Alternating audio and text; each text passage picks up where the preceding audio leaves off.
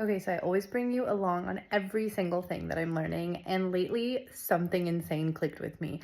So I have to share it with all of you. I've been diving deep into Neville Goddard's stuff, specifically that whole reverse theory situation. So what I've learned basically so far is about your 3D reality. So your 3D reality is just your old, it's like things from your past are showing up now in your 3D reality, things that are in your subconscious. Things that are showing up in your 3D reality right now, they're basically irrelevant. Why are they irrelevant? Because they're all from your past subconscious beliefs. And the only reason they're showing up right now is because to confirm or affirm all of your subconscious beliefs. Now, what you can do is be more of the observer. So when something comes up, pay attention to how you're feeling and what story you're telling, because everything that comes up in reality is neutral. Okay, it is neutral, and you're the one that gives it some type of meaning or story behind it. And those stories are the thing that continues to manifest because you're giving it something extra than it just being what it is. Because everything has the potential to be anything, basically.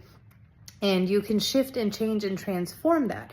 So this is how you reverse things. If something comes up in your 3D and you're noticing that you don't like it, you can change the meaning and story behind it. And therefore, in your future, your 3D will change into the new story and meaning that you were giving it. Okay? I can give you like maybe an example, something like that happened today that like whatever, don't judge. You could judge, whatever. It was like today, let's say the gardeners were here at my house and they were doing their thing. And then I was getting ready to leave. I was loading everything into my car. They were blocking my driveway. So I couldn't leave, but I didn't care. I was still doing my thing. I was still unloading, loading the car, doing whatever I needed to do. I wasn't ready to leave that second.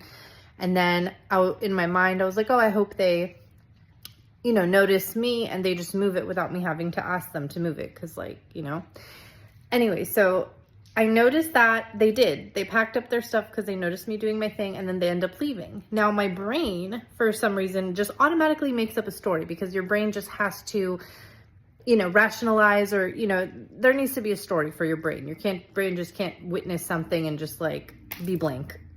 So my brain, for some reason, which I'm glad it did this, was like, oh, they must have just like, they don't like me. They don't want to talk to me. Really weird. I mean, I don't really talk to them that much anyways, but like they don't want to talk to me, and they packed up and left my house before they even finished